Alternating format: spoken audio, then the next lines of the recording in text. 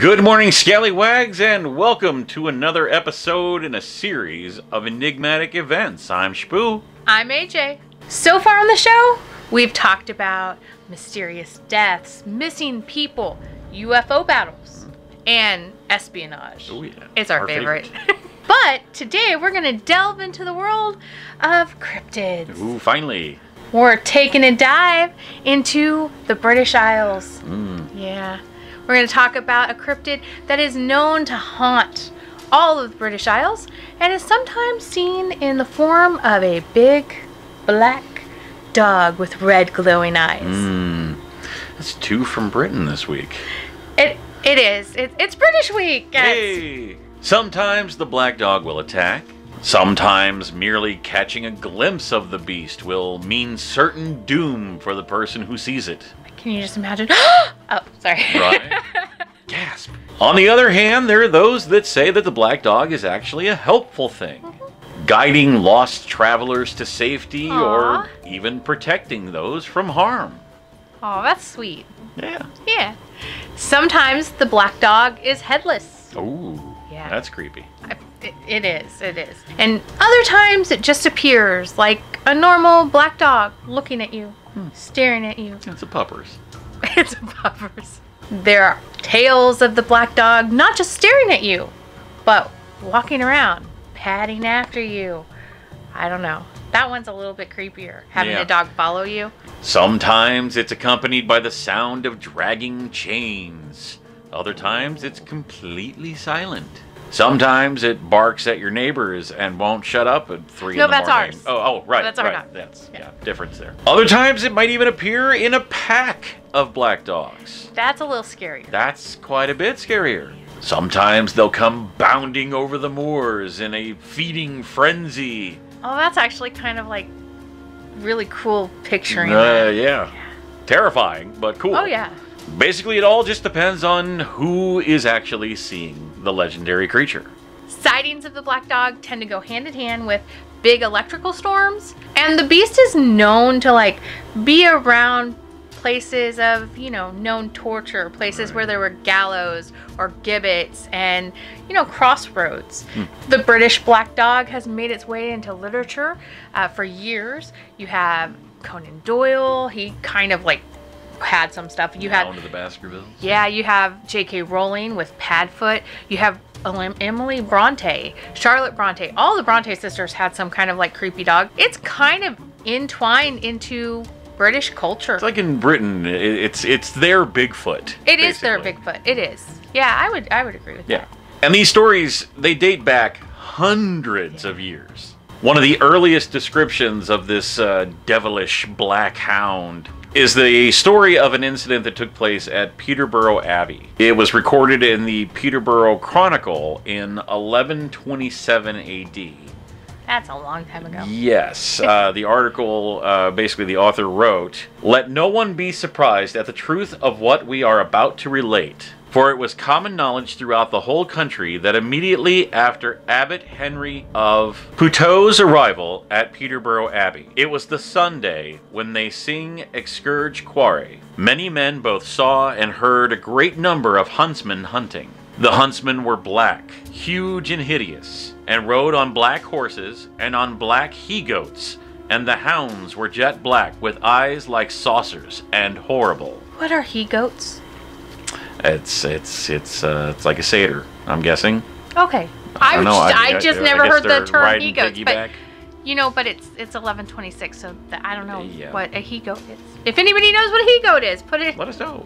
Yeah, I'm gonna look it up after this.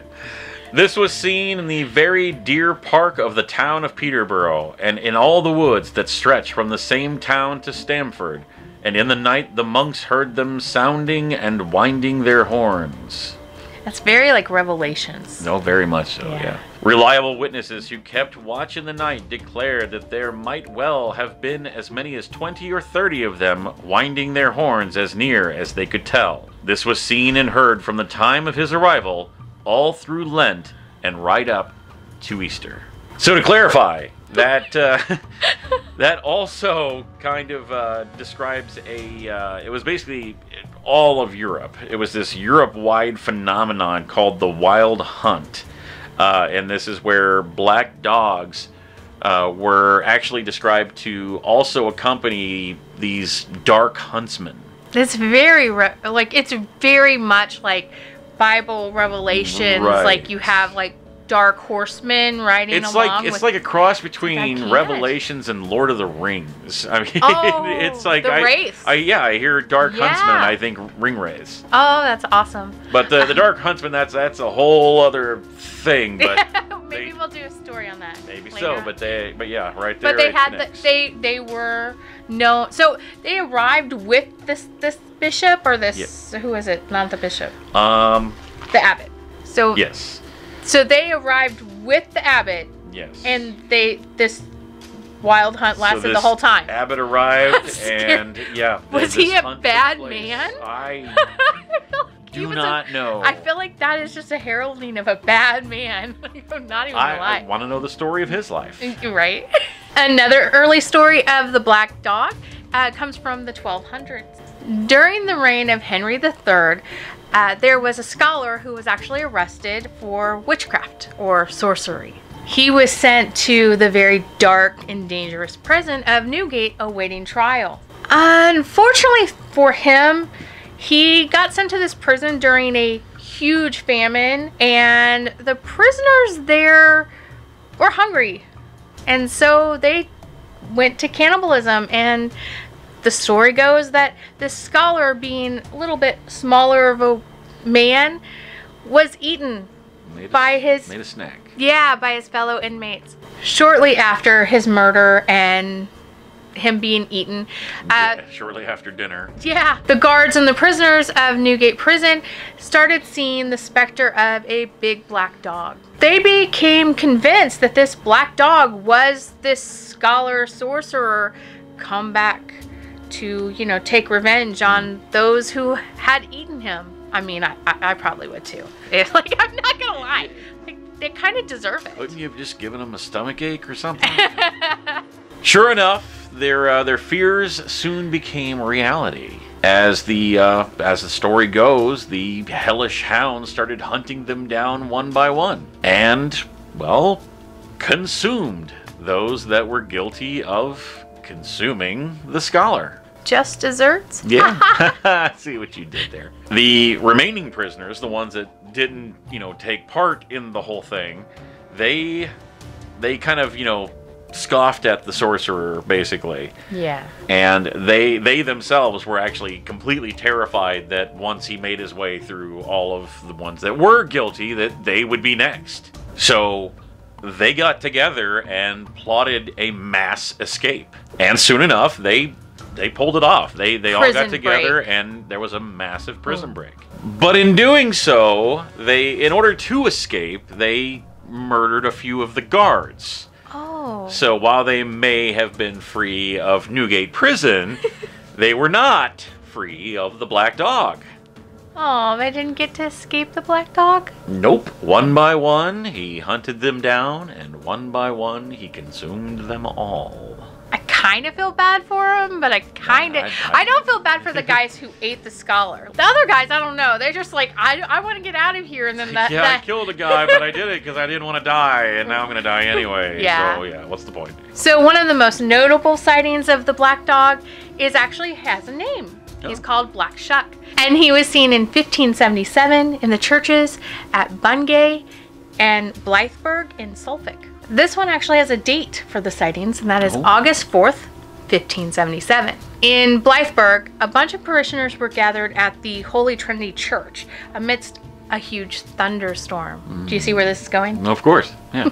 In the middle of the thunderstorm, big clap of thunder happened, and right then, the big black dog just burst into this church. The dog ran past the congregation and up toward the pulpit, and in his wake he actually killed a man and a child. Ooh. Yeah, a little boy. The sheer size of Black Shuck actually made the steeple collapse in the church. So that's a big dog. That's a big dog. That's a big dog.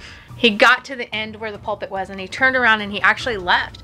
But he left scorch marks in the church. So they're actually still there today. You can see them. The second encounter was in St. Mary's Church in Bungay on the exact same day.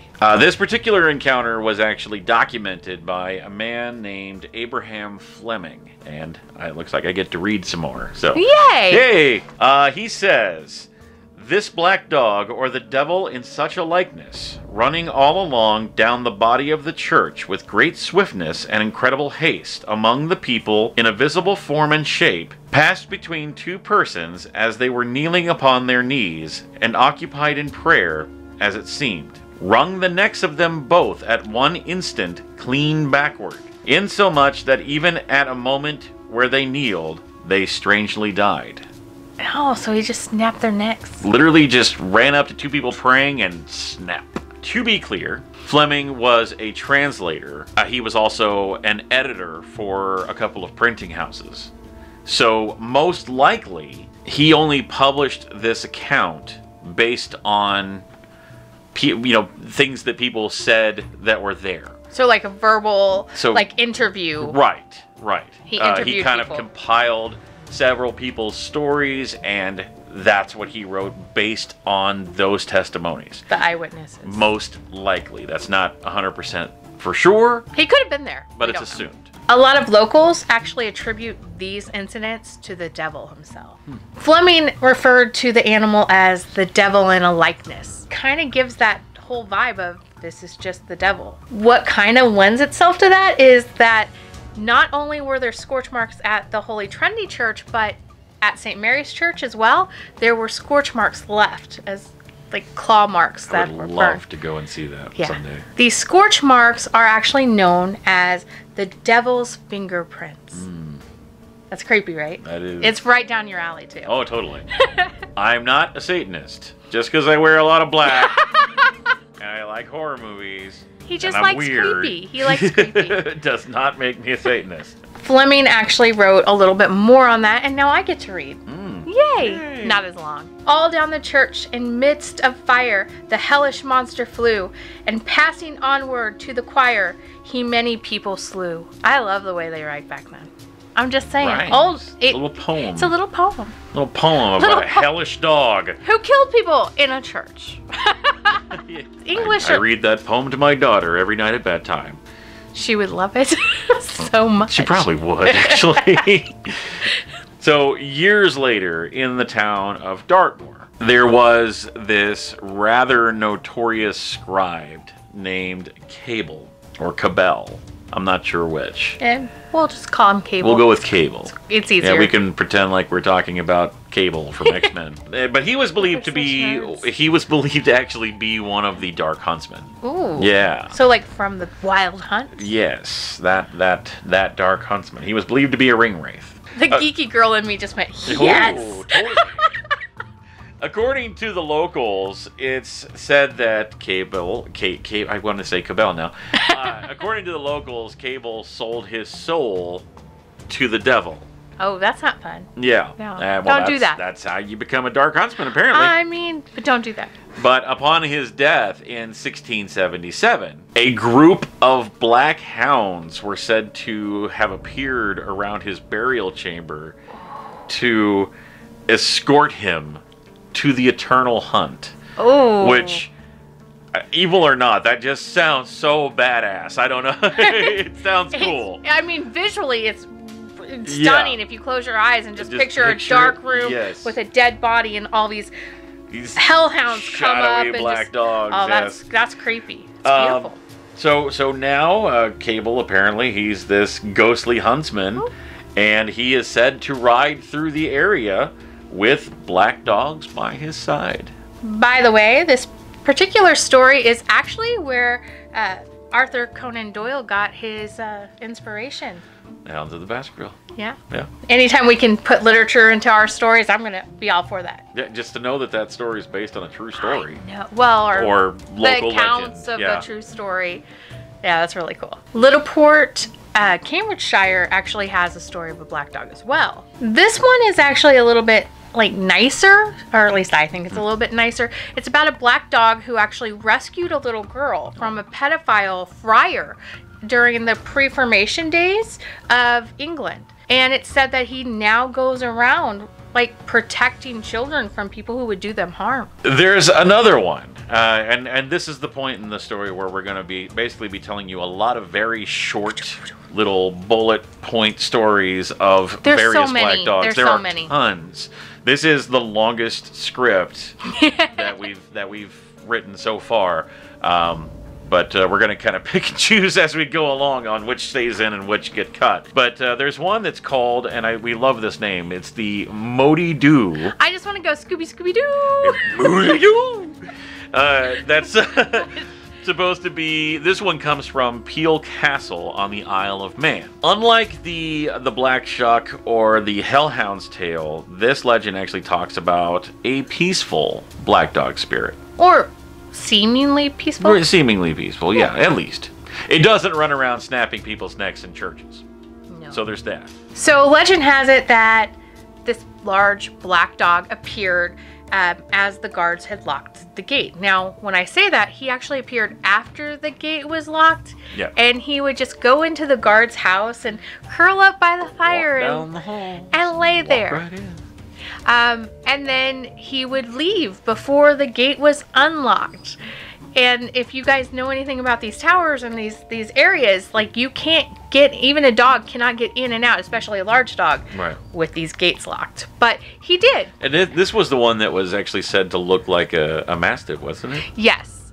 They said it was just a large black, like not furry dog, but like a mastiff with big eyes. And he would just come in there and lay down, and yeah, the guards though were scared. Like it happened, it was just one night it happened, and then they got scared and they actually started pairing up.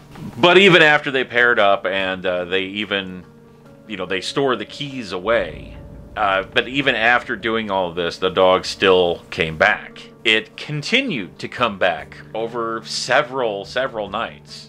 And it just would lay there, though. Yeah, it didn't do anything. It just came in, laid by the fire, got up in the morning, and took off before they opened the gates again. This kind of continued for a while until there was one night that the guards decided to get drunk. Tell me the story about the drunken idiot. Well, much like a lot of guys, that when they get drunk, he became 10 foot tall and bulletproof, so he decided that he was going to return the keys alone. He's like, screw that dog, I don't care, I got this. I'll beat him up. I'm on. I know men like that. I know women like that. I worked in bars for this too is not long, a sexist thing. I know women who, when they get drunk, they're like, I'll fight her. Fair enough. So not only did he, was he like, I'm gonna do this alone, but he even challenged the dog to come and get him a couple of times. Eek. Come at me, bro. His actual challenge was to follow him and reveal itself as either a flesh and blood creature or a phantom. So, show yourself, show me what you are, show me what you got. And, well, he kind of got what he was looking for. Because the dog silently rose out of the darkness, and it started following him. Oh, yeah. The other guards, they saw this, and then a few minutes later, they heard screaming from the hallway.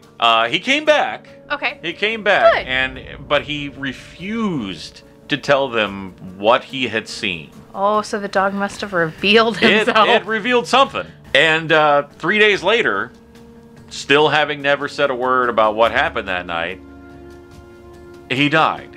Just a note to all the children who may be watching: never, ever challenge a ghost dog. I've been on many ghost hunts, and yes, I am very much a believer. I've seen too much to not be a believer. Anyone who's a skeptic, there's a few places I could take you that might just change your mind. But yeah, no, don't. There's always that one dumbass that comes with you that wants to get out there. I'm not scared of ghosts. Come get me. Just come on, whatever. I just want to sing the Ghostbusters song now.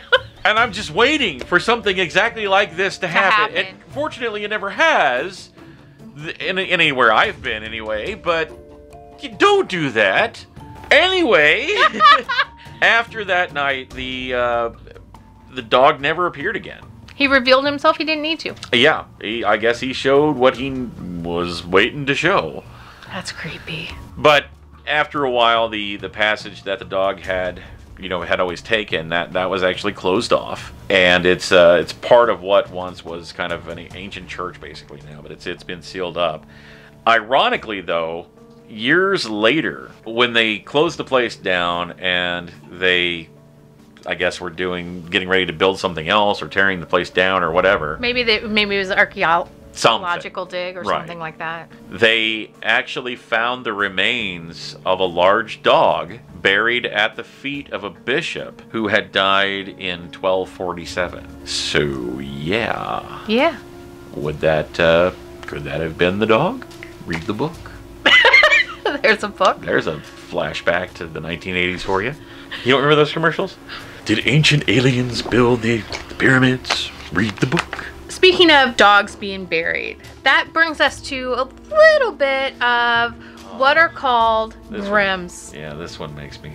Is it sad? It's a little... It gets me. It gets you. I'm going to break in here real quick. I've never done something like this before, even though this is not the first time that something like this has happened. But I'm going to break in here real quick because you may hear something throughout the course of this video, because I've heard it 4, maybe 5 times now. But here we are talking about, if you were to see some of the cut footage from this episode, we've been talking about it quite a bit. We're talking about ghost dogs, basically, and 4 or 5 times I have heard what sounds like a dog, like sneezing, either sneezing or making that little kind of noise that they make sometimes down our hall. And the hall is literally right here, just off screen. Right. We do have a dog, but she's in a back room that way. Yeah. And it's completely closed off. There's a closed door between us and her. This just sounds like something in the next room down the hall. Yeah, so if you hear a sound that's like, we hear it too, and we don't know what the hell it is. Now, I bring this up, and I'm putting this in the episode because this is at least, what, the 3rd or 4th time now that there's been at least 2 or 3 other episodes, and I've saved a couple of pieces of the footage, but where we've straight up heard people talking, like in between us talking, and we're the only ones here. Right. There was no one else in this house. There was no TV on, no nothing, but we heard a man and a woman's voice speaking to each other. And the one time it was just the man's voice. One time it was just a man's voice. We've heard like the there's been like knocking sounds, like a distinct 3 knocks on the outside wall of the house, which there's about 6 inches of snow outside right now, so I can tell you for a fact no one's been outside our house. No idea where it's coming from.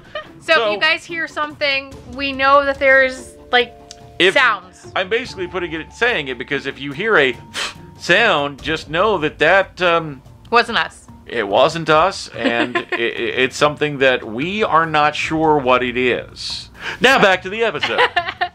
So speaking of things like spirits and that sort of thing, there are actually a lot of stories about grims. Now, if you guys don't know what a grim is, back in the day in cemeteries, they would have guardian spirits of the cemeteries, and it usually was the first living thing buried or the last living thing buried in the cemetery was said to be tied to that cemetery as a guardian for all of eternity. Right. So they didn't want this to be a human spirit. Like, you don't want a human soul to be like chained to one particular place for the rest of eternity. Eternal purgatory. Yeah. So this is where it gets a little sad and a little disturbing, is they would actually take, when they plotted out a land that was going to be a cemetery, they would take a dog and they would bury it alive so that it would be the grim to protect all livings, all like souls that were there. And this is why we don't deserve dogs. It is. It is. We really don't deserve dogs. We don't. In all honesty, there are just simply way too many black dog stories to cover them all. Oh, yeah. So, lightning round, if you will. We're going to hit a few of them real quickly just to kind of tell you the different variations on the legend. Right. So, that being said, let's get to it. Here we go. There it was. I don't know if you heard it, but it just happened.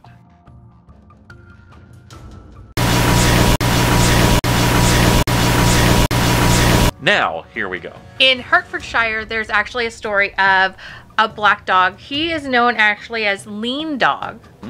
And he is said to be appearing at like a crossroads where a gibbet stood. And if you guys don't know what a gibbet is, let me tell you what a gibbet is, because you didn't know. I didn't know. I knew what they were. I just never heard the name before. So a gibbet is like the gallows that hold like a cage. Think of Willow with Mad Mardigan being in that cage. This.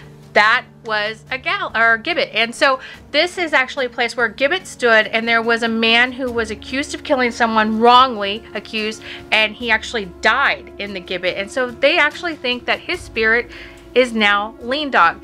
He is seen there in the crossroads, but if you approach him, the dog actually like melts into the ground. Ooh. Yeah, that's creepy. I love creepy stuff. Oh, yeah. Then there's the Gert dog, or Great Dog, as it's sometimes known, of Somerset. And this one is an example of a benevolent dog. This one is said that mothers would actually have this dog protect their children while the children played unsupervised in the Quantock Hills. Aww. Yeah, so it's a little sweeter. And it would also kind of guide lost travelers in the area. Oh, that's nice. Yeah. Yeah. I like that one. Yeah, the dogs are nice. He's a good boy. Another peaceful, known black dog is known as Hairy Jack, and it comes from Lincolnshire. It's actually said that it is the protective spirit of the area. There's also a tale that comes out of 1998, so a much more recent one. It's a story of Patrick Swayze, and he was a truck driver. No. It was a really bad movie. No. But, no. Wrong black dog. It has nothing to do with this story. You just wanted to... I just had to throw it out there because it's not the same black dog. There is one, however, that is said to haunt the Ivellet Bridge near Ivellet in Swaledale?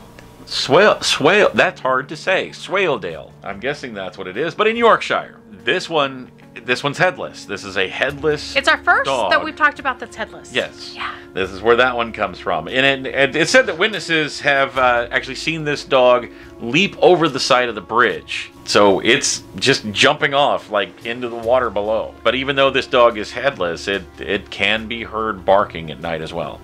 How? Okay. I don't know. It's considered to be an omen of death. So, that's always a good thing. Yeah, right? just hope you never see it. And reports claim that anybody who has seen it has died within a year, so... Oh yeah, really hope you never see this. Hope you never see it. Fortunately, the last sighting of this headless dog was over 100 years ago, so the odds of you seeing it are, fairly slim, I guess. Now somebody's gonna see it. Right. Oh, look at that nice... Oh my God! I don't think you would say that. Look at that nice dog. It's headless. Yeah. You would be like, what the... In Devon, there's also another headless dog. Oh. Yeah, there's a couple of them. This one actually is called the Yeathhound, or Yellhound. Not Hellhound, but Yellhound. And it is actually thought to be... I know, I heard it too. Okay, that just sounded like somebody walking down the hallway. I'm like, oh God, here we go. And it's actually thought to be the spirit of a child who was not baptized or buried in hallowed ground that has taken the form of a dog and is just like walking around making wailing noises at night. Yeah. And finally, in Wales, there's, a simple one that is, it's just known as the Dog of Darkness. I mean, nothing too spectacular, Oh my God.